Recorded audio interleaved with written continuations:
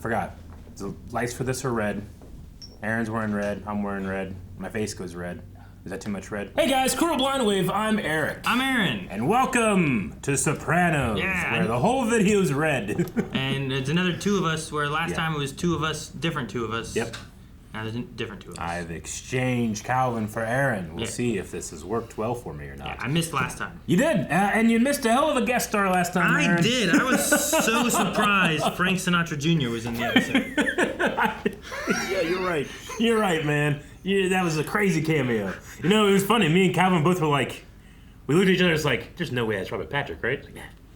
Dude, it took me like 2 or 3 scenes, like, that's Robert Patrick. In the beginning, what'd he do? He, talked to his son or something. He went to the bathroom. Mm-hmm. He came out, was in the hall and stuff. And I was like, who is this guy? Like, you know that guy. I'm like, that's not a Terminator guy, right? That's not him.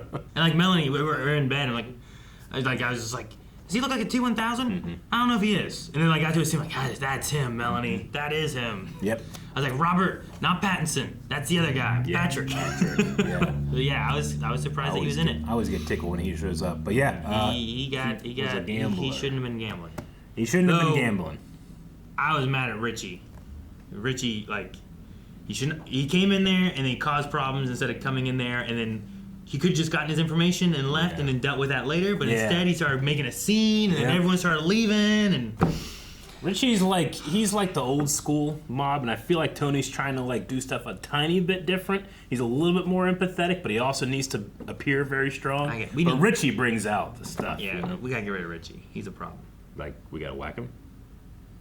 Yeah, kill him. Yeah, that's right. Last episode, I was like, Aaron, he sent us text. He can't be here. He's been whacked. I mean, he's whacking on. I don't know what he's doing. Well, the whacking has ended. Calvin's whacking off this. Getting whacked. Calvin is. Did I tell you guys that I was in my car listening to Spotify, and they have this DJ thing that will kind of just pick songs for you sometimes? Yeah. And it was all right, we're gonna change things up. Here's some other songs you might like. And it started playing a song. This song kind of sounds familiar. I don't know what this song is. It ended up being this song, and I was like, where did it pull this song from? That's awesome. It was just weird. So it started, you didn't recognize it until it got into it. Yeah, because you know how usually intro songs it's a segment of a song. Right? Dude, I remember driving home from Liberty University. I'm driving and I'm like, man, this song's pretty cool. What is this? I recognize it so hard. What is this? It's home and home. No. I'm like, I know this. And then as soon as I recognize it, somebody save from Smallville. It hit me. I was like, oh shit! You never heard the main song? I never heard the real song. Sure. I was just like, man, this means something to me. Yeah. What is this? And then it hit me so hard. The Chuck song, right? The Chuck song. The whole song, you don't really recognize except for the one part. And exactly. You're like, oh, that's what this is. That'd be a fun thing to do. Is go listen to original songs of the things you do know. Mm-hmm. Aaron, the older I get, the more I enjoy mowing. I don't know what it is. You're welcome to mow my yard anytime you want. I'm not taking. Oh shit! Did he just hit that? He totally just hit that. Or she, or whoever's driving. He did. Why would you assume it's a woman? See, it's a. Oh no. It's a kid. That sucks. Oh no! Bad memories are hurting me hard, Aaron. Did you do that, Eric? Yeah, I crashed my brother's truck. I had to go tell my dad. Oh. This is my fiancée, Amy Sophia. Pleasure, Christopher, to finally meet you in person. Who's John? John Favreau. She's head of his development. John Favreau. Favreau. Oh.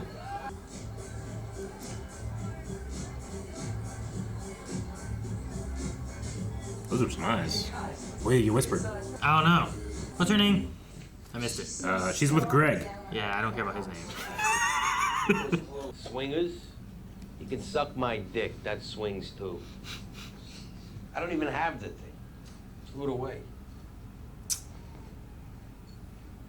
Did she save it? Why is she still with him? Love. It overcomes a lot, Aaron. Throw an elephant at you. See if you overcome that with your love. I love elephants, dude. They can smell better than dogs. You know that? Because of their nose?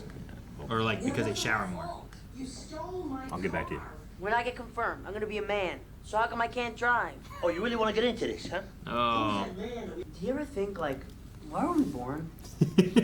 Madame de Stael said, in life one must choose between boredom and suffering. Do your math. Algebra? That's the most boring. Well, your other choice is suffering. You want to start now?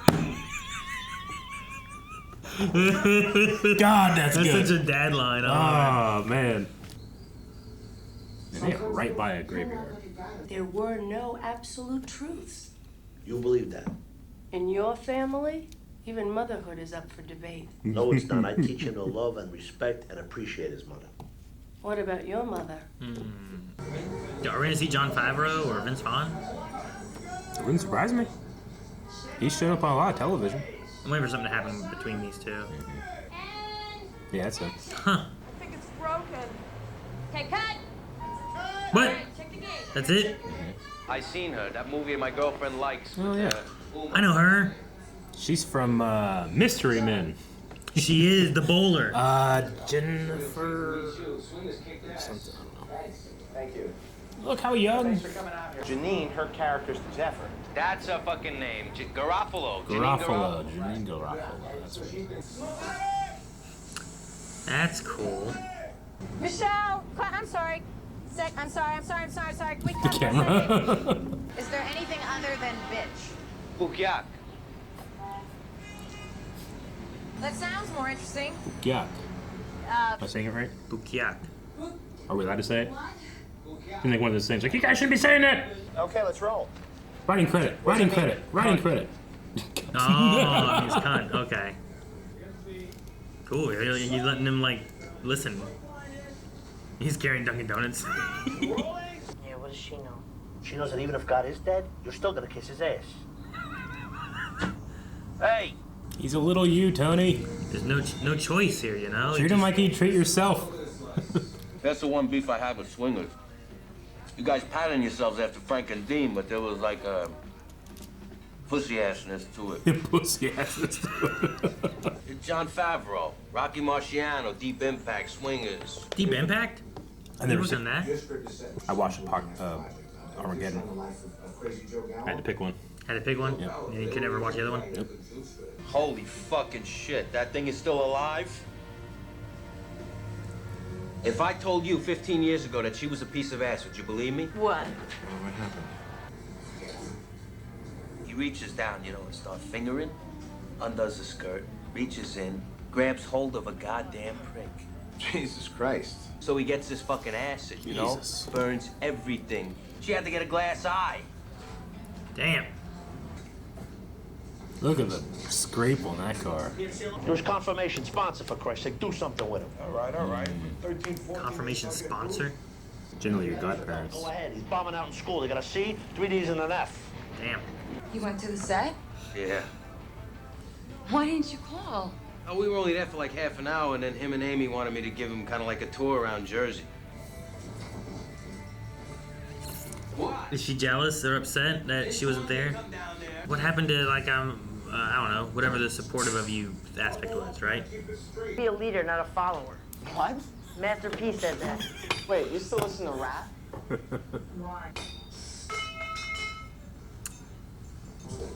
So they want him to help with Like a big writing consultant, another. yeah. Would you see if Amy Safi is in? Oh, Billy Bob wrote something he wanted to do with John, and John had me read it first. Billy Bob Thornton. I would guess. Here, sit. I'll show you. Show you what? Now they're super close and move to the bed. Mm-hmm. Yeah, this is a natural closeness. You want me to tell you what all 7 are? The human needs. Survival. Safety and security. We're getting there. The need to understand. Damn. I got 3. What do we need to understand? Good move. You gotta watch out for the toenail dragging across the skin. It can really hurt, man. Could not guess it wouldn't go that way. Yay! Fuck, man, why are we going to do this? Who is this? You woke me. Me, Anthony Jr. One line. So Uncle Pussy said that I should come down here and talk to you because you're old and have wisdom and stuff. Oh, his mother's another one. Did you wear your safety belt? Yeah. Because there was an article in the paper the other day. Such a grandma thing, I think, right now. It hit a tree and it incinerated. and they got trapped. The safety belts did it. Buckled them in. See, that's what She I reads a mean. lot about kids dying. What's the purpose? A lot. Or she makes up all the stories. I don't know which one it is.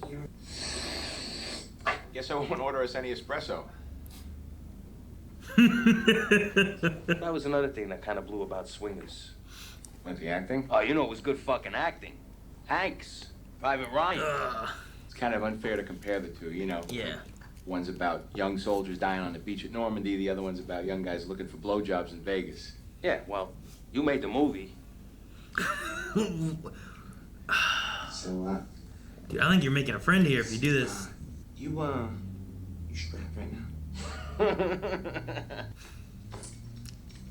Fuck. Have you ever, Have I ever what? come on, you know. No, what? I'm not gonna answer unless you ask. You ever killed someone? Is that what he's gonna ask? I like a gun being out. Wow, come on, yo money. Come on, yo money. Did I ever what? cut it out. What, yo money? What? Jesus. That's not so tense because a gun. It's not cool. You think you should wear those tabs on his shoes? Yeah, now see, that's the question I was gonna ask you. They sound cool. They're his trademark. But in the hit against Rocco, somebody's gonna hear him walking on the roof. Right, yeah, that's a problem. But, you know, I was thinking it's, Shoes. your life, your vision. The roof is soft tar. He solved it. That'll work.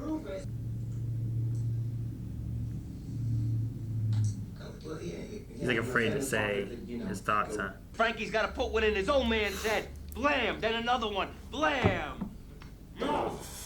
Jesus. Oh my God.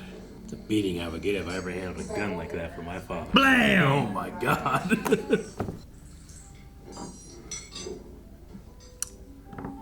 Well, that was shitty. Getting a screenplay made. Your screenplay? Ugh. You're not supposed to go to the therapist. He's not supposed to do that. Equals out. You're fine. You think I'm wearing a wire in God's house? Actually, yes. We don't care so much about the service as the party right after. Wear a wire at the confirmation. I don't have to tell you again, this is a smoke-free environment. I mean, he told him before? Or just, I'm telling you now, I don't want to tell you again. You think they went to Umberto's? Or whatever it was? So No? was your father do? What happened? Really like those shoes, I guess. Oh, something's biting us. What the fuck? Fuck me. My cousin. Did How are we gonna you just remember? Is it gonna be similar to his? Fucking shit! Has he got stuff he said? You said your wise guy friend was at a swing set. This guy gets his dick sucked to the Statue of Liberty. Don't you understand where I come from? I explained it how many times? We can't take it out. Oh, he's going to John? Shirtless. 1204 checked out. Where is he? This is Helpful so guy. absurd of you to get so bent out of shape. He could be killed. Yeah, right? What do you mean? Hey! Hey, Bukak. Hi. Where's John? That fucking cocksucking Metzafanook. What does that mean? You got more stuff like that I can use?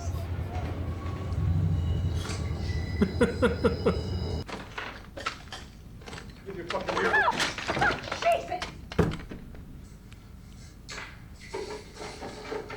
Smart, so he doesn't get the tape stuck. Or fall off. Don't open that fucking door!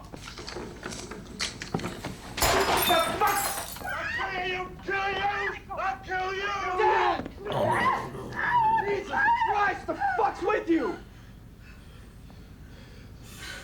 What, are you bleeding? He cut himself when he was doing that. Sir, are you here to see David D. Camillo? Get the fuck out of here. Look. What do you mean? He works here.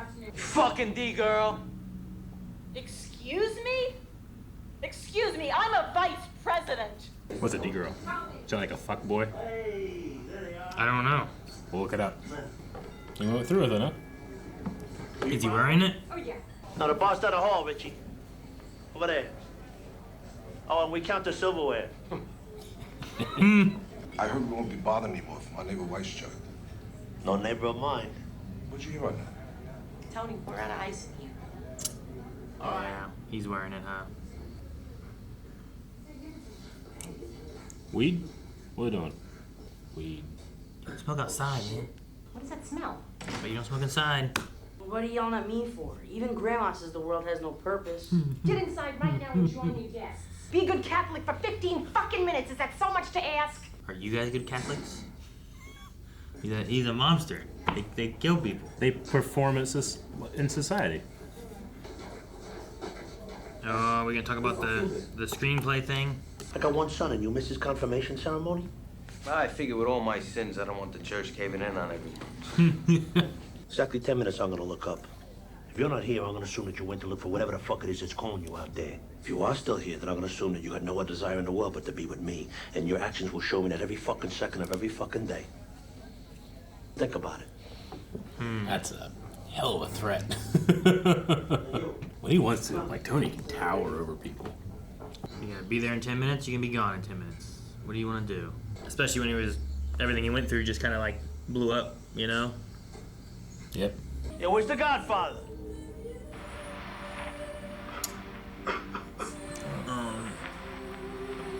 I hope he's not doing something. Okay. Doesn't like that he's betraying Tony. They're both at crossroads, you know? Kinda like a script. You shit or lose an eye. And they're literally wrestling with their own purpose. Alrighty. That was a pretty fun episode. Interesting, yeah. Yeah. And John Favreau. What is it like to play yourself in a show like this, especially when you fuck people over, you know? Sure, yeah. Well, and he also, like, the way he played it, too, felt like he was, like, scared being with him, you know? Mm-hmm. Like, he had his eyes and stuff. It was like, I want to tell him, but I'm afraid to tell him the truth of what he's asking about his script. Yeah, definitely. Oh, my God, that gun scene. Jesus. Even John, like, he had the gun, he was looking at it, he's putting his hand over the barrel every time. Like, oh, my God. What's a D girl? What is a D girl? Like a dime, like a 10? She got mad, though, so probably not in context. It's in the entertainment industry. Mm-hmm. Is a slang term for development girl, referring to a low-level, often entry-level female employee at a film studio or production company. These individuals typically work in the development department, assisting with tasks like finding and evaluating scripts, writing coverage, and generally supporting more senior staff. The term can also be used more broadly to describe any young, relatively inexperienced woman in a supporting role. Is there a equivalent term for a dude that does the same thing?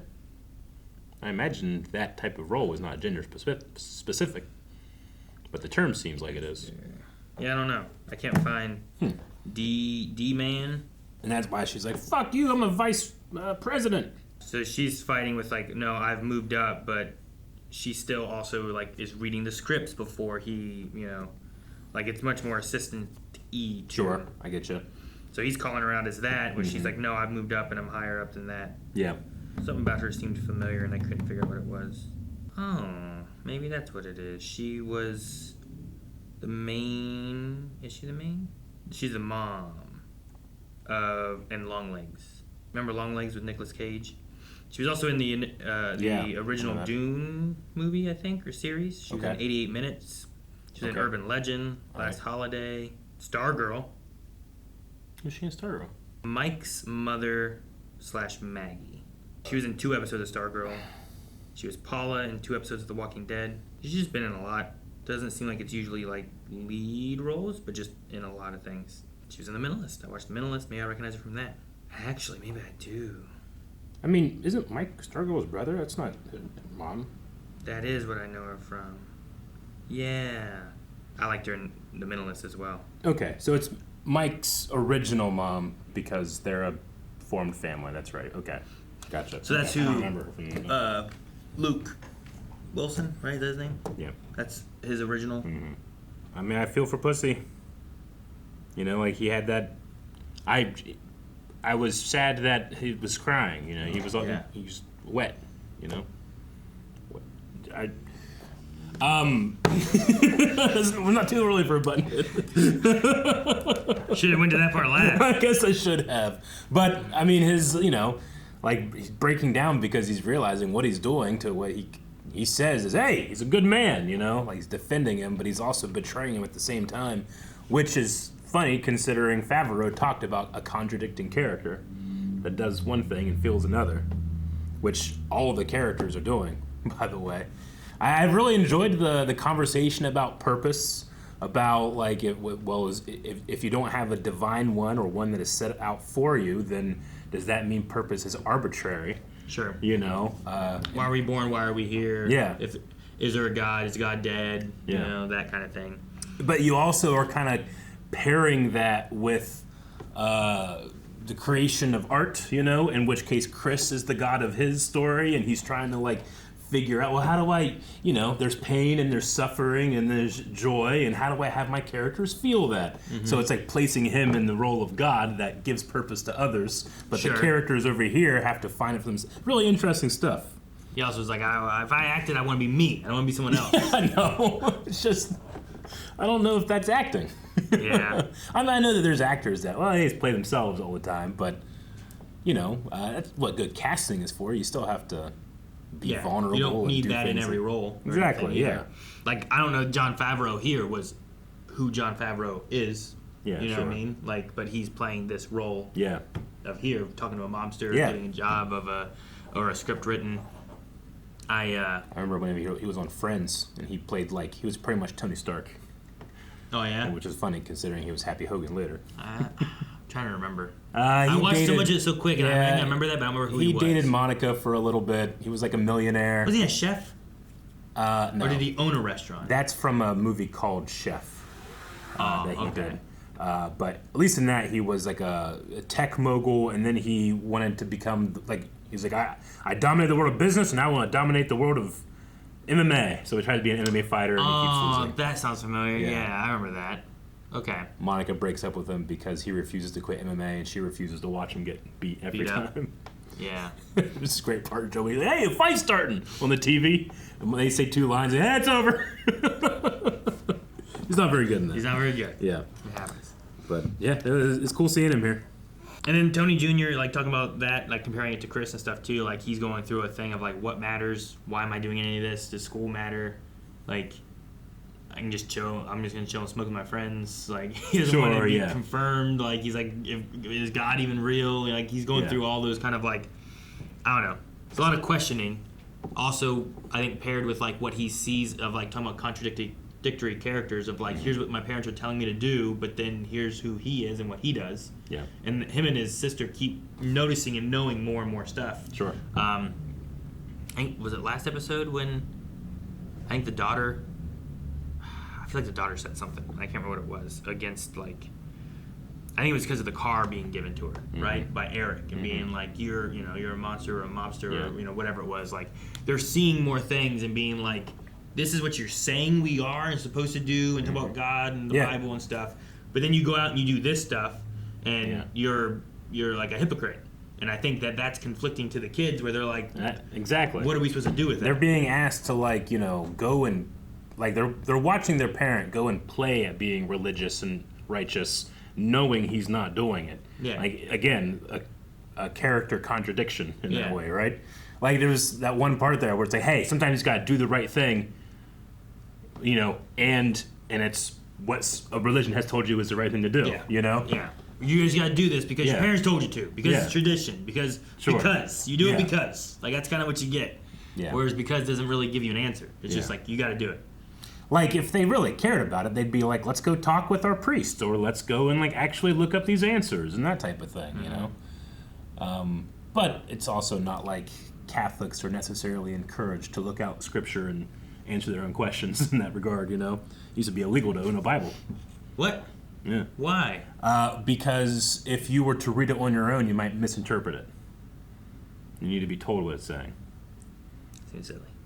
No, don't be ridiculous there. Seems silly. Though, with all that, him going through it, it did give me, like, my favorite line of the episode, which was, like, talking about boredom versus suffering. He's like, go to your math. It's like, that's boring. It's like, the other option is suffering. You want to start? The choice is suffering. It's so good, man. James Gandolfini's so good with his deliveries. I thought it was so funny. So good. Yeah, I loved it. Boring or suffering. That's really good. You know, I think about it all the time. Like, I got a bunch of animals that are out of my house, and I'm always like, man, every single moment of their life is dedicated to eating and not getting eaten. Yeah, surviving. You know? Like, if that deer had everything it needed, what would it do? Like, well, how would it spend its time? You know, would it play? Would it enjoy things? Would it get bored of it? You know? Yeah. Boredom is a privilege. It is. You know? Yeah. That's like talking about humans and stuff too. When they're talking about like survival and safety and understanding and all that kind of stuff too. Like, what do people have to do to be able to survive and pay bills and live versus like someone who doesn't have to worry about that and they get to just live in what do you want to do? Yeah. But. Yeah.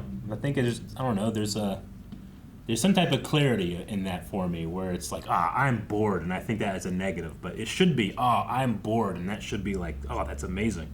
You have the opportunity to feel like, I could be doing anything I want, something else right now. I'm bored with this. But then it can be hard to choose what it is you want to do. I think it's what, Chris had to sit there and decide, you know? It wasn't necessarily a boredom thing, but like, what do I want to do? It's ironic that in order to find the things that you want to do, you have to just go and try things. Sure. You know? Like, I can imagine a million things I could go try to do, but I don't often do them. I can't. Yeah. I don't do very well at imagining the things I could do. You know, like, I don't paint, but it would be cool to start learning how to paint. I don't do woodworking, but it'd be cool to learn how to, like, cut down my own tree and, like, do shit with it. You know, I got trees. You gonna make a bear? Yeah, I don't know. Something. Yeah, make like a cool arch for like a trail. Use like a little chainsaw. Use a chainsaw. Learn how to chainsaw sculpts. You know, I don't know. I feel like I don't often get bored, but I think mainly because of my disability, I often enjoy my time alone the most, or at least just with my wife. So I'm pretty good about like finding things to keep me entertained or to try out, which cuts into like the work I should be doing sometimes. Sure, yeah. I love the scene of Christopher at the movie set, just kind of like giving a suggestion. Yeah. Bryan Cranston has this fantastic story when he appeared on Seinfeld a couple of times early on in his career, and he's playing a dentist, and they're just doing a scene, and he's supposed to put Jerry Seinfeld like under, you know, so that he would be passed out for a dental operation. And he says they're getting ready for it, and they're putting up lights, and there's gaffers up there like doing the lights, and they're rehearsing. The gaffer's like, hey, is it what? And he's like before he actually passes out, you should like huff the gas yourself. It'd be funny. And he's like, okay, I'll do that, you know. And then he did it. It was a kill. They kept bringing him back, and he just talks about how it's like he had to go find that guy and thank him. Oh yeah. You know, because like this guy just kind of is around, just kind of he's like, I do that. Let's give suggestions. Like, I'm responsible for like half of the show. Well, it's funny. That's funny. Yeah, I like those moments on set where people just kind of collaborate that way. Yeah. And it didn't feel like John was precious with his writing. It wasn't, no, do it as written, you know, that type of thing. He was sure. open. He seemed to be like talking with her, being like, Yeah. but it works with the character and stuff. It's like, yeah, but there's something else besides bitch. Yeah, sure. You know? Yeah. Pukiak? Pukio? I don't know. Something like that. Whatever it was, I wouldn't be able to read it. Pushiak? Yeah. Pushiak. Pushiak? Pushiak? I don't know if that sounded more Hattis or Italian coming from me. Pushiak. Pushiak. They kept saying the name Wisechuck, like that's what they're trying to nail Tony on. Yeah. But the way it's spelled in the subtitles, there's no way I would have ever pronounced that correctly. Really? Yeah. I've never seen that before. Yeah, he got blown up in, I don't know what they said. Was it Atlantic City? Something? I don't know. He got blown up somewhere. I went through my own crisis of faith, but I never personally felt the feelings of intense dread that comes with the slow march towards death. I don't know. I guess I've always, like, you hear that thing where it's like, you know, well, what was it like whenever Abraham Lincoln was assassinated? How'd you feel then? It was like, I wasn't alive. I didn't exist. Exactly. You'll feel that way when you die. Nothing. Well, you know? Give yourself closer to when you think you're going to die, and maybe you'll feel the dread of maybe death or Sure. whatever, right? Yeah. Like, when you're younger, I don't think people often think that, because especially when you're at certain ages, you're like, I'm invincible. I can do this, I can do that. I do all kinds of dumb shit that, and sometimes people die, sometimes people don't. You know? I was always a cautious, scared little boy. Really? Yeah, Is that why you wrecked your brother's truck? No. That was just dumbness. See? Well, that was me overestimating how well I was driving. That's what I mean, though. You didn't have the experience, but you were young and dumb and thought you could do it. I will say that it wasn't necessarily my fault. It was the entire load of water that shifted in the back of my truck. That you were driving to where you were going. And that, not only that, man, like I crashed, I crawled out of the wreck. I was about a mile away from home. So I had to walk back home, no phones or anything. I had to walk back home. And the way it's situated, like my dad was in the lower fields raking hay. So he could see me come around the corner a mile away and just slowly walk towards him. He's just watching. And all in my head, I'm just thinking, like, what's he thinking I'm doing? You know? I had to go over there, tell him I crashed. He was pissed. And when we got there was a cop waiting because someone had gone by, seen an abandoned vehicle, and called the sheriff or whatever.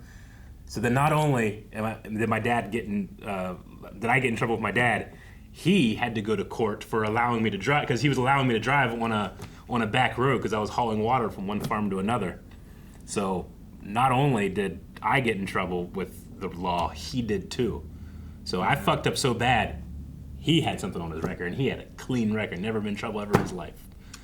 That sucks. Yeah. So did he spank you or the water? I'll blame the water behind me. At that point, I was too old to be like spanked, and you know, like you get to an age where it's like, you can't hurt me, old man, you know, that type of thing.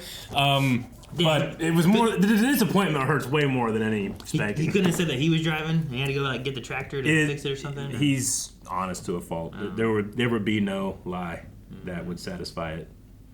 And in fact, it was done in a way like, and it's because of you, you know. So him getting in trouble was like part of my punishment. Look at all that you caused, kind of thing. I see. All right. I think about that every time I drive out that way. Gotta drive careful. So yeah, be careful out there when you learn to drive. You do. I would never have done. I was comfortable doing it on like a dirt road where no one lives, no one's walking, there's no kids, there's no other cars like almost ever, and that's why he was comfortable letting me drive too. But I just was dumb and fucked up. But doing it on like a city street with your friends in the car, like that's rough. Yeah, you're just driving. Yeah. So be careful wearing your seatbelt because you might just get incinerated. Jesus, she's so funny. So guys, thank you so much for watching this episode of The Sopranos with us. Make sure you're subscribed so you can continue to follow along, and if you're so interested and you watch us a lot and you want to support us, you can go over to blindwave.com, go beyond, and you can get 4 more episodes of The Sopranos right now. And we got other perks over there, including 2 times a week for select shows, full links, a bunch of other stuff. It's a great way to support, and we hope to see you back